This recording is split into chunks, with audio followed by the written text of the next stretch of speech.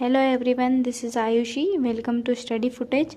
जैसा कि आप सब जानते हैं, एमपीपीएससी का सिलेबस चेंज हो चुका है।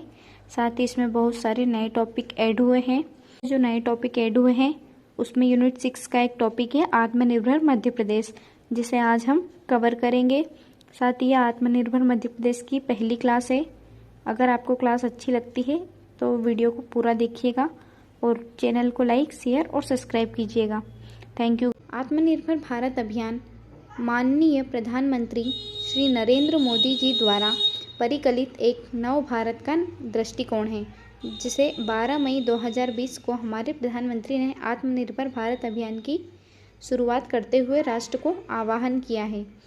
20 लाख करोड़ रुपए के विशेष आर्थिक और व्यापक पैकेज, इसी से प्रेरित होकर 12 नवंबर 2020 को आत्मनिर्भर मध्य प्रदेश की संकल्पना प्रस्तुत की गई। इसके अंतर्गत मध्य प्रदेश को आत्मनिर्भर बनाने के लिए 3 वर्ष का एजेंडा रखा गया और इसके अंतर्गत सुशासन, नगरीय विकास,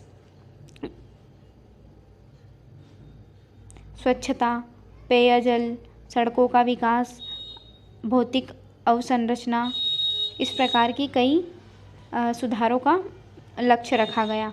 और यही आज के टॉपिक में हम पढ़ने वाले हैं, जो कि है आत्मनिर्भर मध्य प्रदेश। तो आइए गाइस, इसे विस्तार से समझते हैं।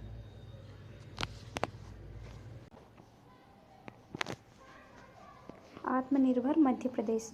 मध्य प्रदेश को समस्त क्षेत्रों में अग्रणी बनाने तथा नागरिकों के जीवन में सकारात्मक परिवर्तन लाने हेतु आत्मनिर्भर भारत की संकल्पना से प्रेरित होकर आत्मनिर्भर मध्य प्रदेश 2023 का प्रारंभ 12 नवंबर 2020 को किया गया।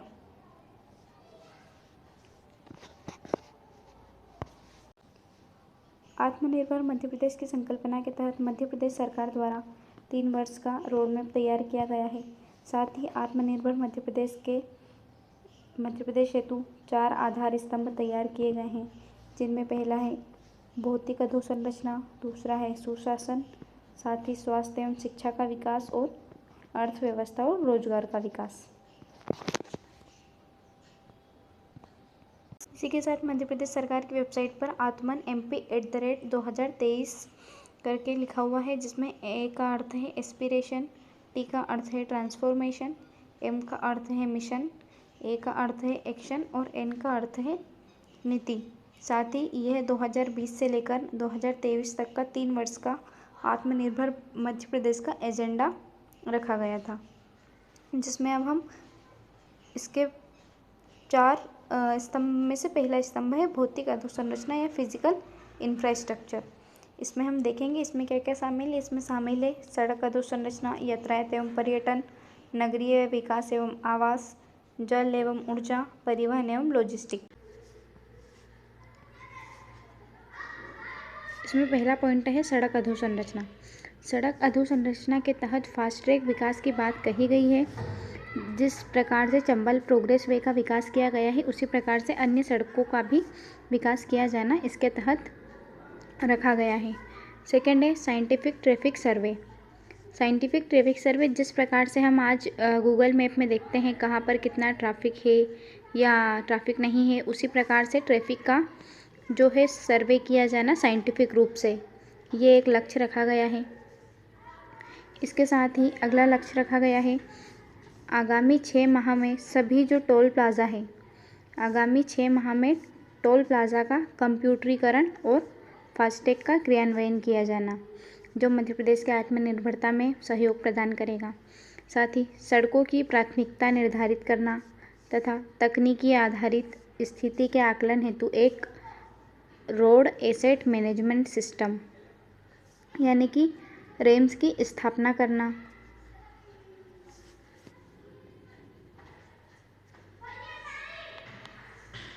सेकेंड पॉइंट है यातायात एवं पर्यटन। इसमें बफर में सफ़र, जो मध्य प्रदेश सरकार की योजना है, जो 4 अगस्त 2020 को आई थी, जिसके तहत राष्ट्रीय उद्यान में पर्यटन को बढ़ावा देने के उद्देश्य से नए बफर जोन का निर्माण किया जाना और उसे 12 महीने के लिए 12 महीने के लिए खुले रखना, ये इसका उद्देश्य है, जिससे पर्यटन को बढ़ावा मिलेगा और मध्य प्रदेश आत्मनिर्भरता की ओर एक कदम बढ़ाएगा। साथ ही 2 टाइगर सफारी विकसित करने की बात कही गई है, जिसमें कान्हा, पेंच या बांधवगढ़, इन तीनों में से किन्हीं 2 में टाइगर सफारी विकसित करने की बात कही गई है। इसके साथ ही धार्मिक पर्यटन स्थल जैसे अमरकंटक, रामायण सर्किट बनाना, मध्य प्रदेश में रामायण काल से संबंधित जो स्थान है उन्हें कनेक्ट करना और उनके आसपास टूरिज्म बढ़ाना, तथा तीर्थंकर, जैन धर्म के जितने तीर्थंकर प्लेस मध्य प्रदेश में हैं उनको आपस में कनेक्ट करना, वहाँ पर टूरिज्म को बढ़ावा देना। नर्मदा परिक्रमा, नर्मदा के किनारे बसे शहरों का विकास करना। साथ ही रूरल सर्किट स्थापित करना, इसी प्रकार से ट्राइबल सर्किट स्थापित करना, ट्राइबल म्यूजियम्स बढ़ाना, साथ ही इनको बढ़ावा देना, जिससे कि मध्य प्रदेश को टूरिज्म का विकास हो मध्य प्रदेश में और मध्य प्रदेश की इकोनॉमी बूस्ट हो। तो यह मध्य प्रदेश को आत्मनिर्भरता की ओर अग्रसर करने में महत्वपूर्ण होगा। साथ ही पर्यटन स्थलों के आसपास के जो 2000 सेवा प्रदाता हैं, जो वहाँ के लोकलाइड है, उनका कौशल संवर्धन करना, उनको स्किल्स सिखाना। और अगला है नगरीय विकास एवं आवास। चूँकि मध्य प्रदेश को आत्मनिर्भर बनाने की दिशा में नगरों का विकास और आवास की सुविधा करना भी एक महत्वपूर्ण कारक है, तो इसके लिए समावेशी शहर विकास हेतु खाद्य सुरक्षा, जिसके संबंध में मध्य प्रदेश सरकार ने दीनदयाल रसोई योजना संचालित है, और साथ ही रात्रिकालीन आश्रय की व्यवस्था उपलब्ध करवाना, जिससे शहरों का समावेशी विकास हो सके। साथ ही 5 लाख जो पथ विक्रेता हैं उन्हें कार्यशील पूंजी के लिए ऋण उपलब्ध करवाना। साथ ही कौशल विकास और रोजगार हेतु 7 शहरों, अब ये 7 शहर कौन से हैं? भोपाल, जबलपुर, इंदौर, सागर, सतना और ग्वालियर में स्टार्टअप इंक्यूबेशन सेंटर का विकास करना।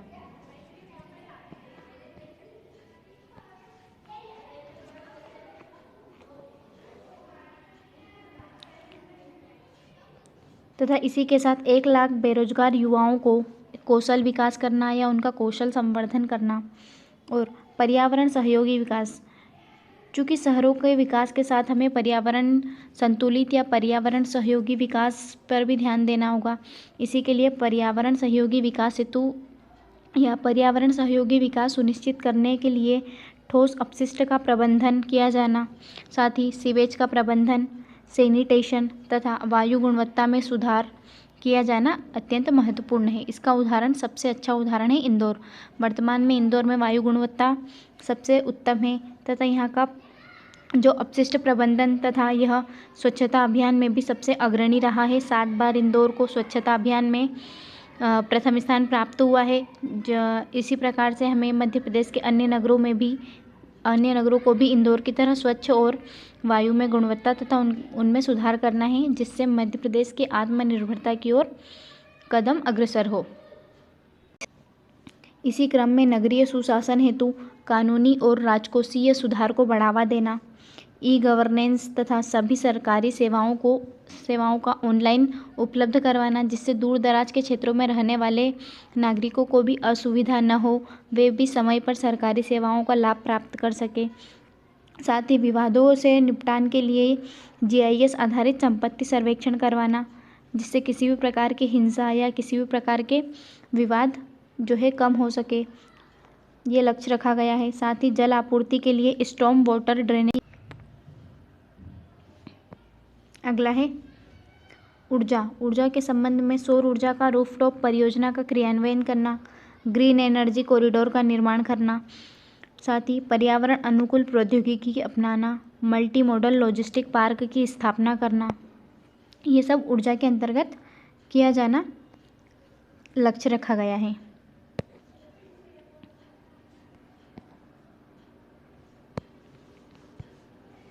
जल के संबंध में मार्च 2021 तक ग्रामीण क्षेत्रों में पाइप वाटर सप्लाई करना, सिंचाई हेतु नर्मदा परियोजना को पूरा करना या इसे बढ़ावा देना, साथ ही नर्मदा नदी पर ओंकारेश्वर बांध जैसे जो फ्लोटिंग प्लांट बना है 600 मेगावाट का, इसी तरह के अन्य जो है प्लांट निर्मित करना। साथ ही यहाँ 45,000 सोलर पंप लगाए जाने का लक्ष्य रखा गया है, जो मध्य प्रदेश की आत्मनिर्भरता को सुनिश्चित करने में सार्थक सिद्ध होगा। अगला है परिवहन एवं लॉजिस्टिक। आत्मनिर्भरता की अगर बात करें तो परिवहन एक महत्वपूर्ण सेक्टर हो जाता है, जिसमें हमें आत्मनिर्भर होना आवश्यक है। इसके लिए हमें मल्टी मॉडल लॉजिस्टिक पार्क का निर्माण करने का लक्ष्य रखा गया है। साथ ही end to end integration logistic संचालन कहा गया है। साथ ही जैसे हम देख सकें कि व्यक्ति कहाँ से निकला है या कहाँ पहुँचेगा, इस टाइप की चीज़ें end to end integration logistic संचालन करना, इसके लिए डिजिटल प्लेटफॉर्म उपलब्ध करवाना, ये लक्ष्य रखा गया है। साथ ही बस आधारित इंट्रा सिटी ट्रांसपोर्ट, जिस टाइप से इंदौर में, जैसे आप इंदौर का देखेंगे, इंदौर का ट्रांसपोर्ट जो है वो बहुत अच्छा है। सिटी बस जिस टाइप से इंदौर में चलती है, यह एक बहुत ही अच्छा तरीका है परिवहन को उत्तम बनाने का। साथ ही इंदौर भोपाल में मेट्रो परियोजना पर शीघ्रातिशीघ्र कार्यवाही करना तथा इसका समय से इसका कार्य पूर्ण करने का लक्ष्य रखा गया है। Thank you everyone. इसके आगे का पार्ट हम नेक्स्ट वीडियो में कवर करेंगे। अगर आपको वीडियो पसंद आया हो तो वीडियो को लाइक कीजिएगा।